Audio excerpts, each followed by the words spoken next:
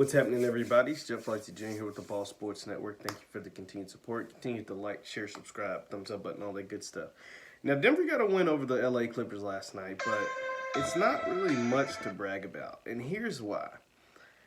The Clippers lost by 9 points, but Kawhi Leonard had a terrible game. Only 13 points. Plus minus was negative 16.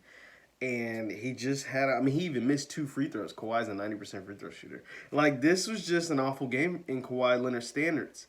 Even though Paul George had a solid game, I think Paul George finished with 22. He hit 4 threes. He didn't shoot great. He was 7 of 19. But, and the thing is, Denver had to win this game because you can't go down 0-2, not against the Clippers, not in this series. And they played so bad in Game 1 that they really had to win Game 2. And a lot of people were feeling good, at least on the Denver side. But here's the thing.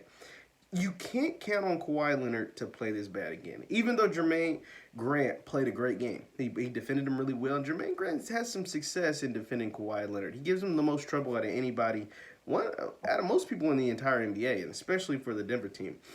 But you had 44 points in the first half by your 2 stars, by Murray and by Jokic. The great thing was he was able to win this game, and those guys only scored a combined, 6 points, 8 points in the second half? It can't happen.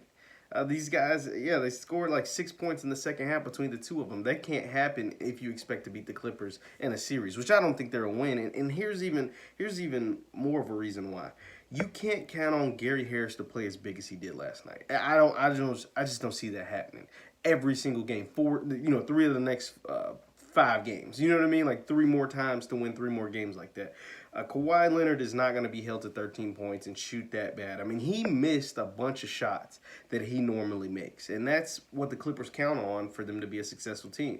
Lou Will didn't have a great game. Paul George hit 4 threes, but once again, he didn't have a great showing. And that's why, to me, Denver played about as good as a game that you can play, especially in that first half, and still only walked away with a 9-point victory. To me, that smells trouble. That's a bunch of trouble. And that's why Denver is clearly outmatched in this series. Kawhi's going to bounce back in Game 3 and probably go for 30.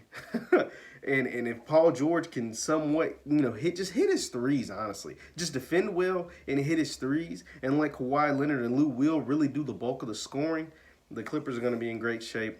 I predicted the Clippers to win this series in 6. I still think they'll win it in 6. Denver got a good win, though. But you let me know your thoughts. What are Denver's chances? Even though Jermaine Grant plays great defense on Kawhi Leonard, he's not going to be able to keep up this type of performance for the entirety of the series. That's just my thoughts. Let me know your thoughts in the comments. Once again, my name is Jeff Lightsy Jr. with the Ball Sports Network. Continue to hit the thumbs up button, like, share, subscribe, and we'll see you next time.